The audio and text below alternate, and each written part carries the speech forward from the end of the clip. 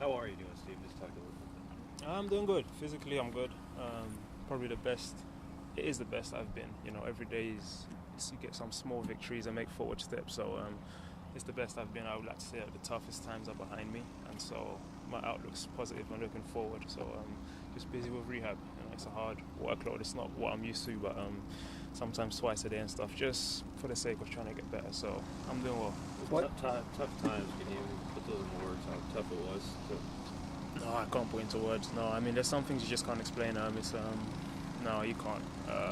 Like I said, it's like you go through a battle, obviously, in your head as well. But I think the thing that helped me was I immediately had good people around me. My parents were in town. I had some good friends with me in Denver. And then when I came back to Seattle, I had good friends with me at the hospital constantly. And then I kind of was surrounded by that all the time. And then the toughest times when I was alone, because then you really do think about it. And it was not something easy to deal with. At my age, I think every player fears that kind of injury, and then to have it happen, you can't really control it. So yeah, that's tough to deal with. It still is tough. It's not easy. I'm not going to say that I've got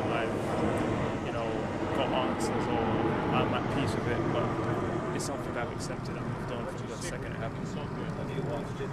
No, I tried to watch it when I was in Denver. Not a couple days. Like the day I was leaving Denver on my phone, but at the moment of the impact, I kind of looked away.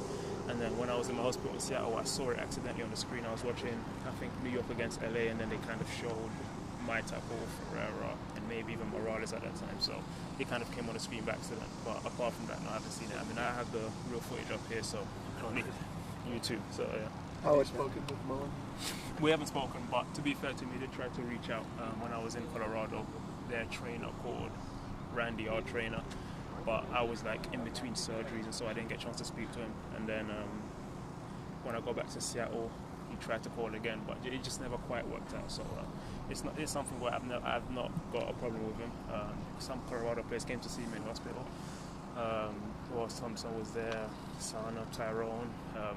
Terry Cook, one of the old players, was there, and a few others came, and I told them, I told you I have no problem with Brian Mullen. It was a bad tackle, and I'm sure it's something he'd love to take back. I'd love him to take it back too, but he did it, and it's something you can't. Like the second it happened, you accept it and you move on. So, but I've not spoken to him. I'm open to speaking to him. I have no issue there, but for me, it's something where there's nothing that needs to be said. I mean, what's he going to say to me? I'm going to say to him. He's dealing with what he has to deal with, and I'm dealing with it too, and you kind of just move on. Where are you? Forgiveness in your heart? Absolutely. There was never any bitterness. I can't. All my energy was focused on getting better. The second it happened on the field, going off the field already, I was already planning my recovery. I was already trying to estimate what it's going to take, and I was thinking to myself, people who I know who have broken their leg and how it was for them and what they did, and so that was all my focus. And my focus was on making sure my family's okay and I was okay, and it wasn't on having any kind of hatred or bitterness towards Brian Mullen. That's too much of a burden to carry. So from the beginning, there's been nothing. Like I've got nothing, no problems with it. Like bad tackles happen. It was a really bad tackle, but they happen and just happened to be on the wrong end of it. Where are you in terms of what you're doing now? Riding a bike or what are you? Riding a bike for the last couple of weeks. Going on this special treadmill they have up there, which kind of you can decrease. It's strange. You can kind of decrease your body weight so that I'm not fully putting weight on my leg running, so I can start jogging a bit. And walking crutchless some days now, driving. So I'm pretty mobile and functional, just not walking every day without crutches and not jogging it, obviously. But I think that's the natural progression. So, like I said, every day some small victory. I go rehab on Wednesday and then come back on Friday or something, and my leg can bend a bit more than it could the previous time, and then that's a victory we celebrate. And maybe, I don't know, I can put a bit more weight on this side, standing on one leg or something. So that's what I'm focusing on, just the small victories. And I think it's going to be a case of, without saying some kind of time, and I think maybe towards the end of July I'll probably start really jogging and doing some really slow jogging. So that's my goal. Does it help that you've come back from something even worse than this? To an extent, yeah, but at that time this wasn't my job. Mm-hmm. I could have just packed it in and gone and become a reporter or something. So I could have. That is depressing. Yeah. So no, I could have. Yeah. At that point, it's a kind of a case where, well, I'm going to try and come back. If it doesn't work, I can go into another career. But now this is my career. It's what I do. I mean, I've been playing for the last 2 years, and then to have it taken away from me, that's the toughest part to accept. The first game I went to, and the only game I've been to actually at Quest, was the Kansas game, and that was tough in the sense that you just miss it.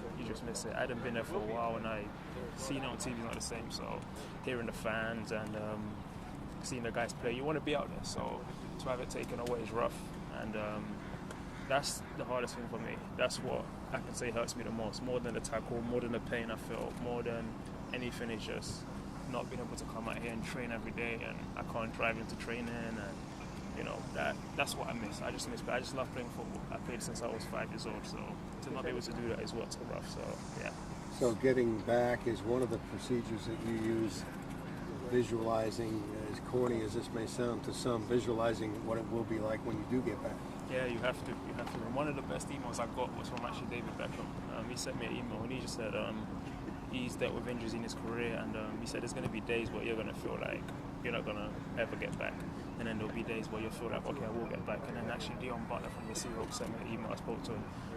He had the same kind of injury, and he said, look, you're going to have to deal with so many doubts and stuff, and they were right. Some days you lay in bed and you're thinking, man, because for me the thing is, I was playing at a really high level now. Just before I got injured, I was reaching a point in my game where I was happy with my consistency, my output for the team, and every day in training I was getting better. And then to have that suddenly stopped, it was rough. So you kind of think, wow, it's going to be hard to get back there. I worked so hard to get there. Now I'm going to have to work double hard just to get back. So that's the hard part. But then there's other days where you have a small victory and you feel like, yeah, I'm definitely going to play. I'm definitely going to get this back and get that back, get this part of my game back, and then you start feeling good. So you just deal with a lot of battles in your head, and I think that's the first battle you have to win, just a mental battle. If you can win that one, then I think you're well on your way. I think the physical part's going to happen naturally. It's just even when I do come back, how confident will I be going into tackles, all this kind of stuff. So that's the mental battle I have to win.